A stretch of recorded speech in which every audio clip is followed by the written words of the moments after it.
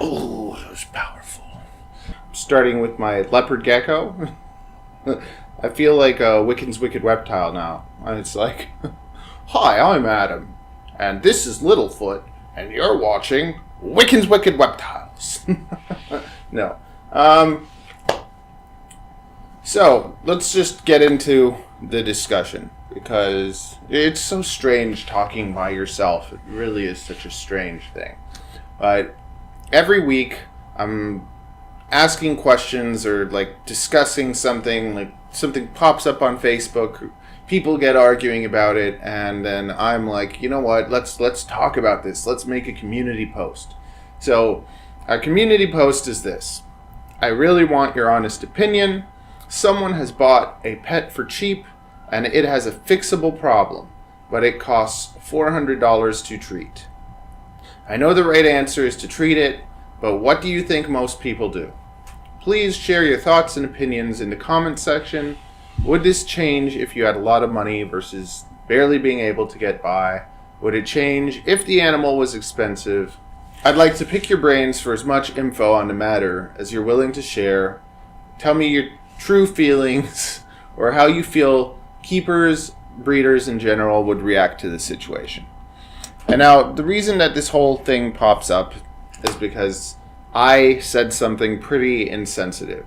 And I figure, I'll talk about it, I'll share it with you, share my thoughts, and I'll just discuss that kind of thing anyways. Like, just starting off with, like, have you ever, been insensitive? I think that lots of people are. If you look at comedy, lots of the time comedy is making fun of people. If you saw something nasty happen to someone and then you laugh at it, does that make you a terrible person, or is that just like, you saw some, someone have an accident and you thought it was funny? Like when you see a baby fall down and you're like, oh, like you're like, oh, I'm so worried, but oh, it's scary, like it's funny. But then if you saw an old person fall down, like you wouldn't really laugh at that, hopefully not, because it's just like you'd be worried that they get hurt. But if some young person slips on ice and falls on their butt, like, who cares, right? It's funny. Or is it? I don't know. But my point is that we all have different feelings, and we have things that we feel inside that are probably inappropriate, that we just don't share with people because we're afraid of what they think. And I should have been considerate. Let me tell you the situation. Someone posted a leopard gecko, and it had a sperm plug that was stuck in its sperm plug area. And they were asking about how to kind of take care of it, and I believe that they said that the vet said it would have costed them about, like, around $400 to fix. Now, automatically in my head, the first thought that came into my head was a dark thought. And it was something that I shouldn't have shared. And I know that. At the same time, I'm not really apologetic because it's what I felt. Like, it's what I thought. It's just the logical answer, and the logical answer isn't always the right one. It'd be nice if we all always saw things and felt the right things. But I just thought to myself, not that this animal shouldn't be treated, but it was just, to me, it's a procedure that it really shouldn't cost $400 to remove a sperm plug from your leopard gecko. And then there's a backstory to this. So here we have Aladdin. Okay, let me see. Oh, now we'll come back to this. But my mouse is not working. My computer's not working. Having a wonderful time. Okay, so this is Aladdin. Can you see him? Is it going to focus on him? Yes, this is Aladdin. And he is so cute. And I'd like to just show you. He has dropped his tail in the past. And you see his area, his little nutsack area. It's all nice and normal and clean. And he's a healthy guy. Right now he's just kind of in a shed. So And he's calm, he's sweet, he's just... I actually rescued him. He was found wandering around Brampton. Yeah, so he was found wandering around Brampton, and I went to a reptile show. So I ended up rescuing him, and he was just such a great pet that I had him for like quite a few years before I started breeding leopard geckos, because and then it was just like, he's such a great pet, I might as well like breed them because they're so like easy to take care of. He just ate well, he's healthy, he's good. But when I first got him, he did have that issue. He had a sperm plug that was kind of stuck in his sperm plug area. And I pushed it out and it came out, and it was pretty big. It was bigger than the one that this person was having an issue with. And it never came back. So to me, just the thought of having to pay that much for something that like I was able to fix so easily, it just seemed ridiculous. And I wrote down, I wrote something mean. It was just like, I have to warn you, I have a sick sense of humor. Like, my humor is not nice, it's dark. So like, just making fun of things that you shouldn't make fun of, and I find that funny. Like, I think the things that are least appropriate to be very funny, and that's something that I need to work on. But it's still kind of how I feel. So what did I say? I said something like, people get all high and mighty about going to the vet. Like, they feel special, like, or like they're doing the right thing. I'm taking my animal to the vet, and it's what I should do, and I'm such a great person. And if you have the money for it and everything, go for it, do it. But the idea that a regular person that bought themselves a cheap animal in the first place, like, you can get these guys for like $30 to $50, and that to me is all part of the problem here. The part of the problem is how little value is put on the animals kind of in the first place. And then those issues, like, if an animal is taken care of properly, it's not going to have these issues. Most of the time it won't, because there's something wrong that they develop these issues in the first place. So to me, the big problem is breeders selling animals that have issues like this.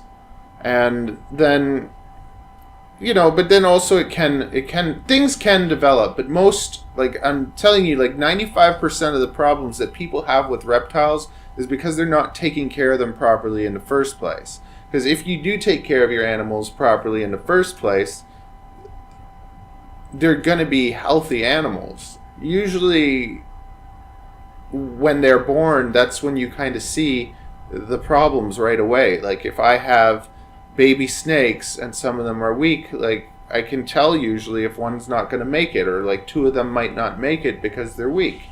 And then they become food for other animals, and I don't feel that that's wrong. I think that it would be more wrong to kind of make these weak animals survive somehow and then sell them to someone as a pet when they're going to cause people even more problems. To me, it's almost respectful to kind of, that goes on, it's not being wasted, it's being given as food to another animal, and circle of life. Also, in the wild, these animals have these babies and most of them die. Like, that's nature. That's what happens. The weak ones die, the strong ones survive. So, as a breeder, if I can do anything to kind of keep the animal living, if it's just a slow eater, I've force-fed, assist-fed animals for half a year, and then they've been fine on their own and been great animals. But if they had something like, an animal with a kinked spine could still be fine. An animal that has no eyes could still be fine. And I probably like would feed off the animal with the kinked spine though, anyways, just because. I've also kept an animal with a kinked spine, and she was totally fine too. So it's just, that's the decision the breeder has to make, because I could just keep the ones with the kink spines and like then give them, but then at the same time you give them and then someone's going to go feed them anyway. So lots of the time if I do sell someone an animal that is a little bit off, I tell them, okay, this animal is weak or this animal has this problem and I'm willing to let it go to a good home, or I'll charge $20 or something just so that they respect it a little bit.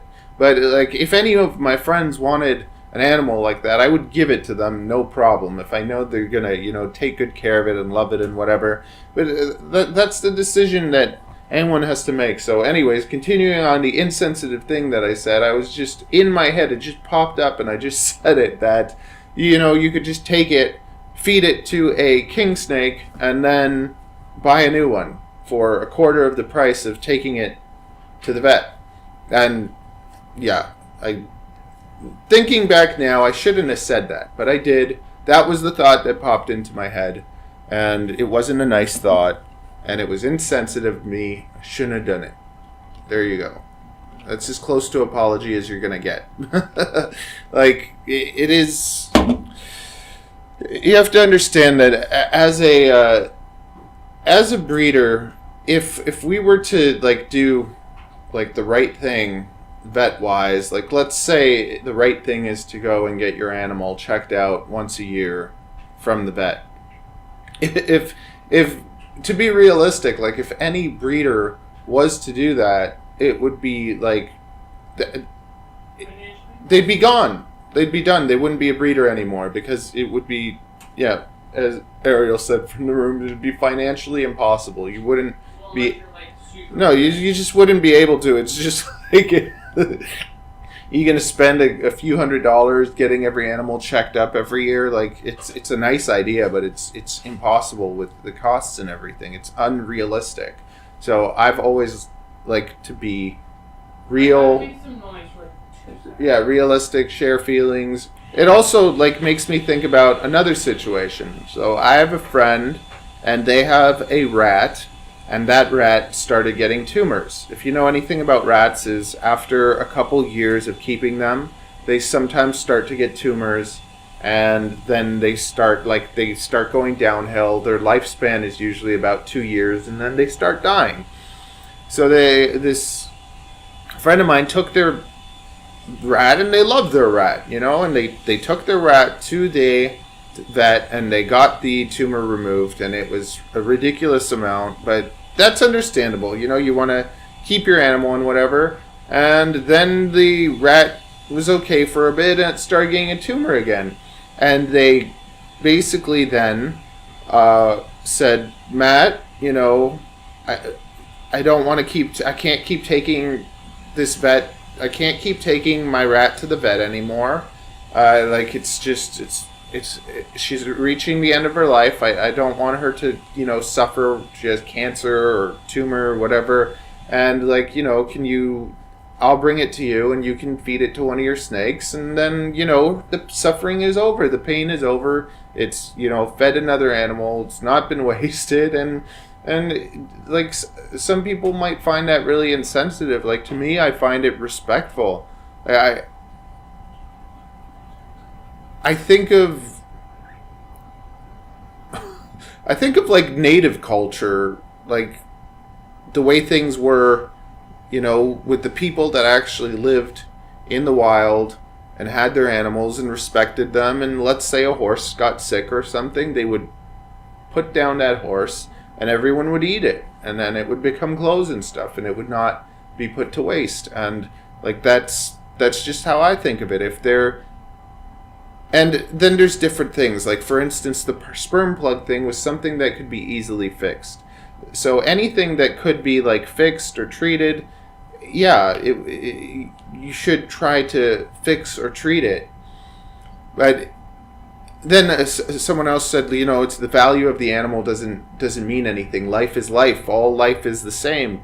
And it should be that way. But if we think about Nerd and how he had his, who knows how many $1,000 white cobra that ended up dying. Like, if I compare that to something like this, like, you have to think of it like from a breeding perspective is just because these animals like make us a bit of money doesn't mean that they're just a business and that we don't care about them. And I've been accused of that too. And I always tell people when they buy a snake, you know, there's no difference between $1,000 boa and a $200 boa. The only difference is going to be the pattern. So you're paying for the paint job basically, but they're still the same animal. And I value animals the same regardless of their price. I don't treat cheap animals worse. Like I have Aladdin here, and he's been my buddy for over a decade. At the same time, like even for him, if he got some sort, like this is the thing. None of my animals have these issues. None of my animals are going through this stuff. But I would probably like. If he had an issue that I couldn't fix or sort out, I probably would feed him to a snake. And I guess that might be totally cruel and insensitive, but it's just what I would do. I wouldn't go and spend that amount of money to try and sort it out. But then I'm probably the same way if I had some $10,000 animal too. It's just how I am. And maybe that's bad, and maybe I should change, and maybe I need to be re-educated. But in general, I have found with doctors, with humans too, that if I go to the doctor and I have some sort of issue, they can only guess. They can't really fix it. And then usually they give you medication to treat things. Many times, like sometimes they get it right and sometimes they don't. So I'm pretty good at being able to guess what's going on, probably better than a lot of them are because of all the research and stuff. And they've studied things, but just because they studied things doesn't mean they know. And often the way that medicine works here is it's meant to treat. It's not really meant to fix. Like you think about, and then there's things that help. Okay, Tylenol, Advil, those things help, but I had kidney stones for a year, and the doctor gave me muscle relaxants because I was having like these spasms in my back, and I was in insane amounts of pain.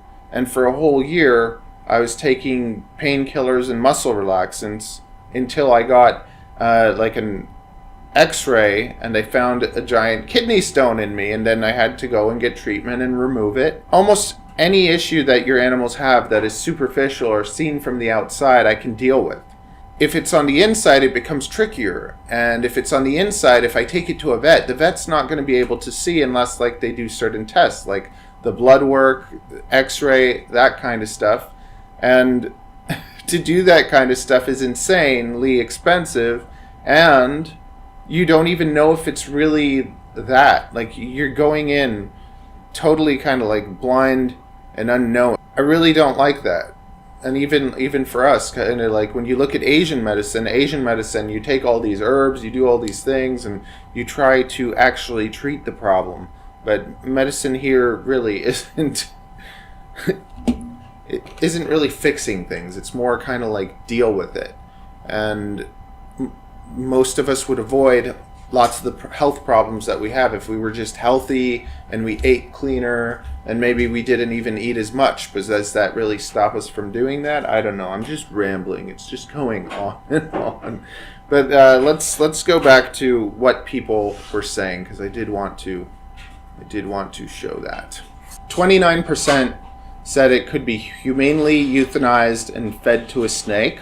And that's kind of like the group that I'm with more. So you can basically, the two methods I believe that are considered proper is you CO2 an animal, or you basically can use baking soda and vinegar and put it to sleep and then feed it to a snake, or you could cervically dislocate it. So you basically take a blunt knife, you stick it behind the animal's neck, and then you dislocate its neck spine, and it just dies instantly. It's not painful, and then you can feed it off. And pay to treat it, that's 62%. So 62% are giving the right answer. That is the right answer. Like if you can treat it, you can. If you can afford to and it's that important to you, go for it. Like, yeah, Ariel's pretty insensitive too. There was, yeah, Hi. you'd have to come here. I'm the snake wife. I exist. Come. Just sit. What? I have Don't worry, no one already. can see your crotchel. Come on. It doesn't matter. Come on. You all heard what I fine. said. Just say it. I said if you love it and you have the money, of course go for it. Yes, that's the right answer. But realistically, not everybody has $450 to throw to the vet. And even though you love it, as long as you treated it well while you had it, and it cost you $50, the other, like, reasonably sane thing to be would be like, no, I can't afford to do this. So, you know, pick and choose your battles. So there was one time that I had, in our old place, we had mice sometimes. So I had some mouse traps, and a leopard gecko got its foot stuck in the mouse trap, and oh my god, I was so horrified. So he wasn't there for whatever reason. It was late at night. You can't hear you unless you're right here. So anyways, it got smushed. Ariel called me. I was like in New York, and she called me and was like, "Oh, it smushed its leg, and a mouse trap. Can I feed it to Scarlet?" She wanted to feed. She was gonna. Scarlet was my Savannah monitor, and Ariel was just gonna feed it to my Savannah monitor. I was like, no, and there you go. He's safe. And it got better. It was totally fine. Its leg totally healed, and geckos have the amazing healing abilities. Like even with their tail, when their tail falls off, it grows back, and I didn't even know that their tails have a spine. So when their tail grows back, they fully grow a new spine inside that tail. And they actually are looking at geckos into how to do like spine surgery and stuff to like heal people's spines. So like they look at geckos because they have such crazy healing properties. And that's like, yeah, they're strong and they heal. And as long as you take care of them decently, they usually do pretty well. There you go. You saved the life. Yeah, but it's just like I would have fed it. Yeah, Ariel would have fed it, but I kept it alive. Okay, so let's continue on to comments. What did someone say? I've done rescues and fostering before. I always opt for treatment unless the survival rate is really, really low. There are some vets that will offer payment plans. I think every animal deserves a fighting chance, and I think that is absolutely, that's right, that's fair. But once again, like for instance, if someone's having trouble, paying for their rent, paying for things, it all comes down to financials. Then, realistically. Well, yeah, everything kind of comes down to money, and it shouldn't. Yeah, I got sent an article about how people, don't value their reptiles, like that they're just kind of disposable, and in no way do I think that they should be viewed like that they are that way. I just look at it like I buy rats and I feed my rats to my snakes, and the rats are smarter animals than snakes. So it's like if you compare the snake to a rat, I'm feeding a smarter animal to a snake. And you think about cats, and rats are about as smart as cats. And now imagine what would happen if I fed a cat or a kitten to a snake. People would just freak out. They would. I'd get murdered or something. People would be very angry. But when you think about it, like what makes the cat's life worth any more than the rat's? What makes the rat's life worth any more than the geckos? So it's just the way that I reason. I think to myself, like if I can feed a rat, that was perfectly healthy and bred to be fed, then if I take a gecko that is not doing well, not healthy, or that I can't really afford to be taking and spending $5,000 to fix, like to me it doesn't. I'm feeding a perfectly healthy, fine animal to my animals, and I don't have a problem with that. So this animal's not doing well, and I feed it to my snake, and now it became a meal, so it's still useful. And I didn't put myself into financial distress over something that might not even be able to be fixed. Okay, like, this is not something I'm doing though anyways. Like, this is the hardest part about it, because it's like I'm not feeding geckos to my snakes. Like, I don't have sick animals that I'm feeding off to my other animals to avoid going to the vet, because there's people that are like, oh, it's disgusting that, like, you would avoid those responsibilities to do that. Like, this is all hypothetical. Like, it's just, I'm sharing with my honest opinion, my honest thoughts, and I'm sharing things that, like, people could look at me negatively for, but this is just how I feel. And I think that I'm allowed to feel that way, and you don't have to like it. You can agree with me, you can disagree with me. But people freak out, and I think that's an issue in itself too. So I'm sharing my opinion, or other people are sharing their opinions, and you disagree with it, and then you start, swearing at the people, hating them, calling them names. It's like, what does that say about you? Like, I'm just sharing with you my honest opinion, putting myself, like, in a vulnerable place where I know that I can be attacked, where I know that the way I think might not be good, or might not be what it should be, but it's how I think. You can think however you want, and then, like I said, that's the right decision. So what I think is going against the right decision. Somebody else said, yes, it's called responsibility. And then someone else said, I think someone who buy a cheap reptile won't have the money and should not have bought it in the first place. So that's another part of this. Well, maybe it didn't have a problem when they bought it. Maybe it did. Like, and that's the other thing. There's so many situations. Like, there's certain situations where it's like, see, when an animal is older, it doesn't just start getting weak. If there's no reason for it to get sick, it usually doesn't get sick. All these issues are usually happening with young animals, or sometimes these issues happen in, like, bioactive setups, or in artificial setups that are not cleaned properly. If you don't keep your animal clean, then it's going to get sicknesses and problems. And then that's the other thing. Let's say that you have a bioactive setup, and you feed your leopard gecko, and it chomps down a pile of substrate, and now that substrate is stuck inside them. You can go to the vet, you can do whatever you want, but that stuff stuck inside them, like, you're not going to be able to cut into the gecko and, like, take out all that stuff. Like, it's just something that's not fixable. Like, we'll talk about that in a bit, though.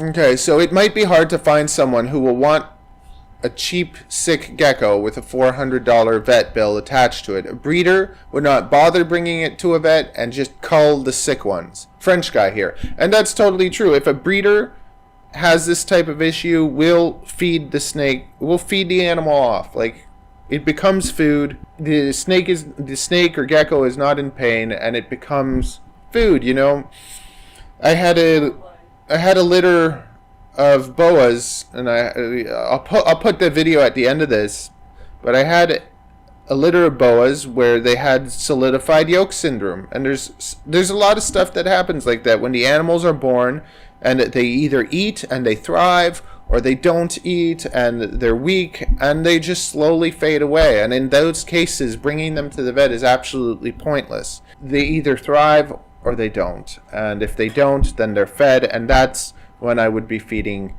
snakes to other animals. So there'd be times where I see a snake and it's weak, and I'm just like, tomorrow it's going to be dead. Like, this one's not going to make it. I didn't understand that. Nothing to understand. So it's not going to make it, and I put it in the incubator anyways to kind of like see if it's okay, and then sure enough, the next day it's dead. So then the question is, would it have been better to just feed it then, or let it kind of go through the pain of living who knows how many hours and then just kind of dying anyways? Or is that allowing it to die gracefully? What's the answer there? And for me, in those cases, I had that whole litter, and half the litter died. So every couple days there's an animal dying, and that's another thing. If you are not able to deal with death and deal with, like, seeing animals die, then you really shouldn't be a reptile breeder, because things can go wrong and you have to deal with some of these things, and it's really crappy, but it's just life, and what can you do? You know, there's not much that you can do in those situations. And snake by snake, after they died, I fed them to my Crebo, and I actually specifically got a blacktail Crebo so that whenever there's stillborns, whenever there's, you know, a dead animal or something, once again, always babies, then I can just feed them off to the snake and not have to just toss all these dead animals. Like, this way now it's like, usually she eats rats and mice and birds and whatever I feed her, but whenever there are dead animals, I can feed them to her. They do well on that. They'll eat snakes in the wild. The last one, if you can't do it yourself, you must try to seek a vet. We must be responsible as much as you can. So that's all the opinions and everything shared on that. Okay, then there's all sorts of issues that can happen because of, you know, keeping your animals in naturalistic setups, so like bioactive setups. So right now I'm actually working on converting all my crested gecko setups to bioactive setups, because I really like it. I think bioactive setups are awesome. They're very satisfying. Like when you get the plants to be growing, when you have your animals growing with these plants, and then you have your isopods eating all the crap they make, and even just you put your face in the home and you smell it, and that's usually how you know you did a good job. Like if you smell your bioactive home and it smells like reptile crap, then you know you didn't do it right. But if you set up the isopods, you set up the nature stuff, and you get it all going good, then you put your face in and you smell, and you're like, oh, it smells like nature. I did it right. It's good. It's doing good. Okay, my face is so white. So when you have artificial setups, the nice thing about having like a breeder's tubs artificial setup, people can hate on them, but the humidity is going to be kind of spot on. You're going to be able to see what's going on with the animals. So the other day on Facebook, somebody posted a leopard gecko that had a eye stuck shed, and they didn't notice it. And then they basically said that, you know, my animal has its nice little setup. I don't like to bother it. It doesn't like being picked up. Yeah, I didn't notice it.